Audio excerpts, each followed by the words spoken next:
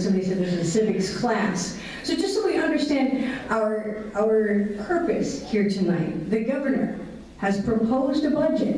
It is the largest general fund spending in the history of the state. And then there's lots of blaming going on. But what happens next? We get to talk about it. We get to analyze what's in that budget, what do we like, and what don't we like. So in that process, may I ask our representatives here this evening, where does the ball go next? Does it go to the House? Does it go to the Senate? Who has the most power? And for the benefit of all the constituents here, who should they air their concerns to? To whom first? I apologize for that. Jerry Knowles, Representative Jerry Knowles, we'll talk about that first. Is that mic on?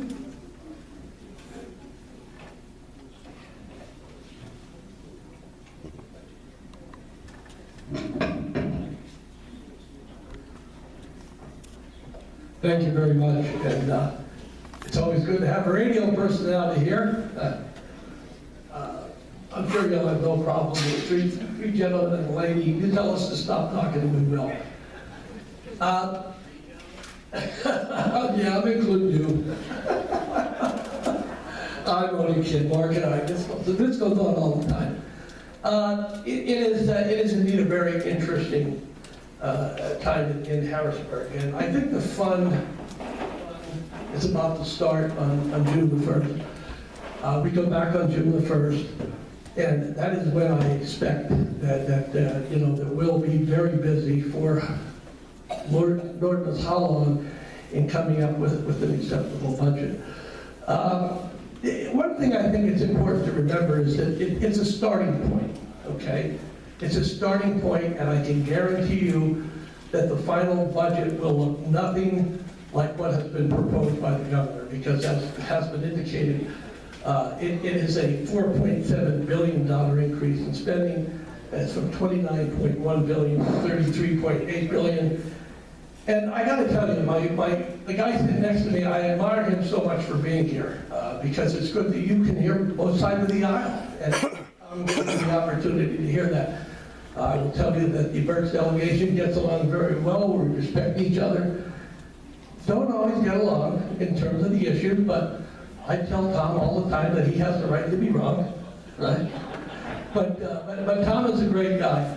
But just to put it in perspective, when you think about the increased spending, in the course of the Corbett administration, I mean, it really grew very little. It really grew very little over the course. And bear in mind that when Rendell was there, in the course of the 8 years, it went from 20 billion to 28 billion. I guess when Corbett left, it was somewhere around 29 billion. Jerry? Yes. Can I interrupt just for a moment? Just till we get to the questions, and so in the interest of getting everybody's question, we're really trying to find out, what's the process next? Does it go to the House? Does it go to the Senate? Who debates first? Okay, I'm sorry. You'll probably see a bill come out of the House. Is where you'll probably see So it comes out of the House and then it goes to the Senate? Yeah, now remember that during the course of these last couple of weeks that the Appropriations Committee has been held on their hearings. None of the three of us are on the Appropriations Committee, but they held their hearings. And the bill will most likely start in the House, and I think you will see that happen within the next week or two. Thank you very much. But I'll shut up. And you're talking about, you don't have to shut up, I'm just trying to keep it on track in the interest of getting everybody's questions answered. You're talking about the Appropriations Committee, and there are 4 Berks County legislators on that committee, none of whom are here. They are all senators. Senator Arville, Senator Schwenk, Senator Mensch, and Senator Rafferty. What influence, so you say it has to come out of appropriations, what influence do they have on the budget overall?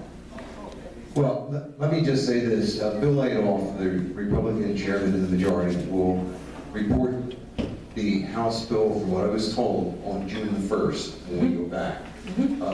That is probably going to look completely different, I'm sure, from what the governor has proposed. What will happen is they'll vote that bill out of committee. It'll come to the floor of the House. Amendments will be offered either up or down on whatever members want to put into those amendments. And then it will finally, the final version will go over to the Senate.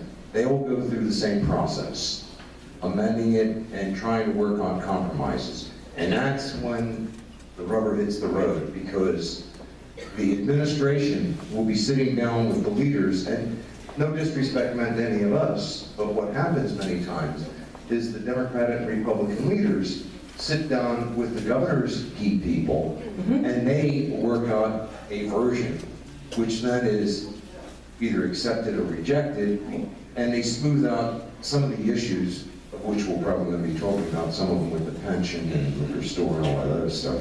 And there's going to be give and take. There always give and take with any governor. And Democrat or Republican, House or Senate, it doesn't matter. The governor, he proposes, we dispose. And then it will be the final up or down vote when it finally, the final version that they work out in both the House and Senate. Thank you. That makes sense. It's a lot of work. It has to be done by June 30th. Pundits are already saying that's not going to happen. I understand you guys canceled vacations for the summer. That's just what I'm hearing. So now it's going to the House. They duke it out, goes to the Senate, they duke it out, and the top leaders discuss what's going on. There are a number of issues. Pension has come up. I think I've heard it at least 4 times already this evening. And I find it interesting because on Friday evening on WITF's Smart Talk, Jake Corman is the Senate Majority Leader.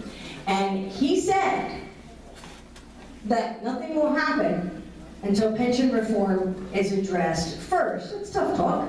It's certainly tough talk, but it is a strong stance. Apparently the House scheduled a June 4th meeting, so you gentlemen will be discussing at this meeting. You don't look surprised. The fast-tracked bill that the Senate put through without a hearing, apparently, and they say the issue will be hammered out, but he's holding his guns and saying there'll be no movement until pension is addressed first. So we'll start with the pension, but we didn't get to hear from Beth Ann. Beth Ann is with Americans for Prosperity, and I think it's important to find out what is Americans for Prosperity and what is your role in the process? Sure. So I am the State Director of Americans for Prosperity. It's a grassroots organization. Many of you participated in our events in the past. Our goal is to address these budget issues from the taxpayer standpoint, really, which is most of us know how much money we make and we plan our spending around it. What we find a lot at the state capitol is they all get together to decide what kind of things they want to do and how much they want to spend, and then they go off looking for the money to cover it. So we want to make sure we've got that fiscal sanity at the state capitol. We see most of our issues as spending issues, not revenue or lack of tax money issues. Over the last 45 years, the state budget in Pennsylvania has grown from $4 billion, or government spending from $4 billion in 1971 to $71 billion today. So we don't have a problem with spending, we have a problem figuring out how we're going to pay for it. And often what lawmakers want to do is come back to the taxpayers and get more money. What we want to say is stop. You've got the money out of the economy. What we should look at is ways of lowering the tax burden on people and lowering spending. We do that exactly how you do that. You spend time talking to your legislators, talking to the folks in Harrisburg when they're back here in their districts. They need to hear from you. I know you're a very active organization. We work with other organizations around the state to bring that taxpayer and citizen voice into Harrisburg. Thank you very much, and I think it was eloquently spoken, and we talk about that many times with our school districts, because that's what speaks and screams the loudest at us, because we have to fund that, and it's a wish list. The schools don't make a budget, they make a wish list. So let's start with the first question that has come from the Berks County Patriots.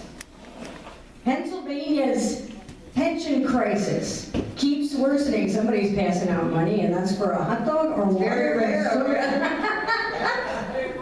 Is that the, I thought maybe that was the first contribution to the unfunded pension liability.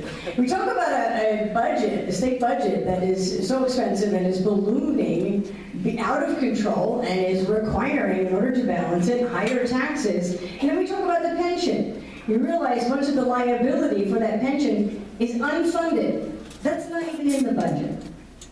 So the liability for the pension, which is, depending on where you look, 52 billion, 50 billion, 48 billion. I've seen all three of those numbers. And then you look at the budget and go, we have this budget crisis? That doesn't even include the pension. So we'll start with pension questions first and see where some folks stand. From the Berks County Patriots, $1.7 billion, or 6% of the budget this year, is going to pensions. The crisis has worsened despite the stock market doing rather well. That's been the excuse. The market's bad, that's why the crisis is so bad. At the state level, taxpayer contributions to pension plans will increase to $3.3 billion, or 10% of the budget. This rate of increase is unsustainable and increasingly unacceptable. So how does the governor's proposed budget address this? And how would you address it? We'll start with you, Tom Caltron. All right, real quick, I want to give you a quick bird's eye view of what I did this past summer with a very close Republican friend of mine who's a financial consultant, 30 years in the business. We looked at the previous years. Each board, the state employees retirement system and the public school district employees retirement system, two different boards. First of all, we looked at who sat on them. 2 Democrats, 2 Republicans, 2 House from 2 Senate. However, the majority on both boards are appointed by the governor. So let's find out who these people are and what they do. So we looked at them. Surprise, surprise. They make a lot of the financial decisions. Now listen to this, any of you that invest out there. They put 47 to 49% of both funds in risk investments. Risk investments, okay? We used to have a bill, legislation, that you couldn't do more than 2%. That was removed several years back. It was just stupid. We need to put that back on the books, 1. 2, the management fees. And finally, the governor has jumped on board. And both Republicans and Democrats agree on this. The high management fees with our funds, the public school employees funds, $500 to $600 million a year, management fees. With the state, $1.7 billion in a 5-year period, management fees. They're making more money in New York than we are. Vanguard in Montgomery County, they do indexing and they do not charge management fees. If they make money, you make money. Why aren't we investing with them? It's a Pennsylvania-based company.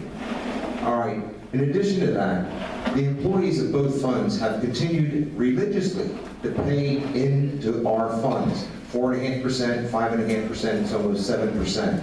So don't blame the retirees or their employees. And that was the Republican consultant that I worked with, he agreed with me 100%. It was the risk investments, and during previous administrations, they gave either nothing, because the stock market was so high, they didn't put any money into the pot. Same way with the school districts. Almost all school districts stopped putting money into the pension funds. Ergo, that helped to create the problem that we're having today. He told me that if they would have been investing the right way, prudent investments instead of risk, we would have doubled our money in both funds. We would have $50 billion in the state fund and over $100 billion in the school district fund. Now, he said to me, follow the money. I mean, what are you talking about? Let's see who's getting political contributions from those fat cats in New York. Democrat and Republican leaders, both. And I examined it with the financial institutions in New York, 500,000, 300,000, 400,000, McCord, 1 million. He was sitting on both boards. He was a former treasurer who resigned in disgrace, who was being prosecuted. Democrats and Republicans, House and Senate, leadership particularly, are getting big, big contributions. I have a bill in, Code of Ethics, you get nothing. Whether you're a local municipal pension official or a state, it's a felony if you take a nickel. Nothing. Bill's been sitting in the state government committee. I've been trying to get Darrell Metcalf to move the bill. I did Darrell a very big favor when I was in the majority in judiciary. I moved the Castle Doctrine out of the committee, which became law. I'm the guy that helped to get the Castle Doctrine. Okay? So I'm just trying to share with you, and I don't want to hog this up, but having spent several weeks looking over these pension systems, it's a phony baloney lie.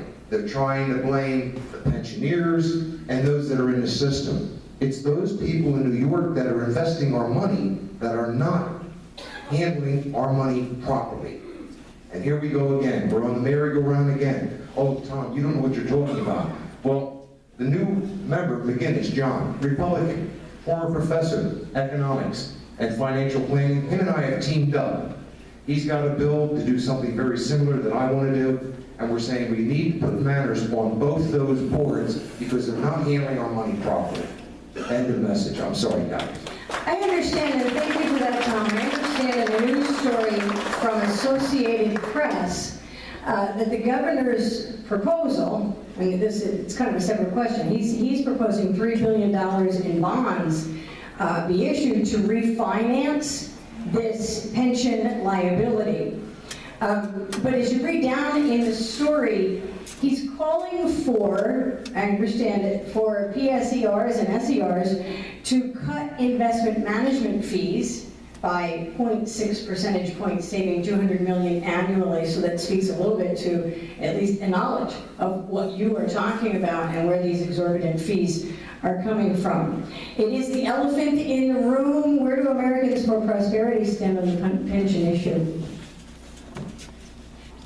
Well, it's one of our priority issues because it really impacts the future of Pennsylvania. So that $50 billion in, we call it unfunded liabilities, that's money that every taxpayer owes. For every man, woman, and child in Pennsylvania, that's $4,000 owed to cover those pension obligations. And the truth is, it's not the folks in the system, it's not their fault. They have paid into the system. It's the lawmakers who have failed them. Right, on those, they have been failed by the people that are supposed to be managing those programs, but we're all on the hook for it because it's an obligation of the state. And the thing about it is that it squeezes out all of the other good government spending. So if there are things that you want and you think the government should do, you want it to do it well, as this unfunded liability continues to grow, we're going to have fewer and fewer dollars and cents to give to other programs that we want, so it needs to be tackled. I think long-term, we'd like to see some reforms to move new retirees into a defined contribution plan, kind of like a 401k plan. That doesn't fix all the problems, but it at least stops the bleeding. The $50 billion that we talk about is the public number that we talk about. Maybe you heard something when you work with your financial planners. There are actuaries who say that it could be, closer to double that, realistically, when you look at the numbers. So until that gets fixed, it's going to be very difficult in Pennsylvania to build the kind of economic growth and opportunity that we all want to see, because that obligation by law is required to be paid. So it just squeezes out everything else for the future, and somebody's going to have to pay it, and it's going to be taxpayers. Since that has to be paid, and it does, and that's why we're starting with pensions, before anything else happens, this needs to be addressed. And I want to hear from Representative Mark Gillen, who's been quiet down at the end. On May 13th, the Senate passed a pension reform bill. And this has been floating around for quite some time, as you gentlemen know, and it was pretty much the Governor Corbett's great disappointment that it wasn't resolved and fixed before he left office. But on May 13th, a pension reform bill was passed, and it seeks to end the traditional defined benefits pension system.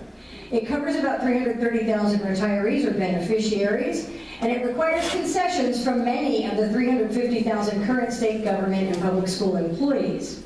According to the PSEA, or the Pennsylvania Education Association, the Pennsylvania Union, the concession would amount to a 20% reduction in benefits.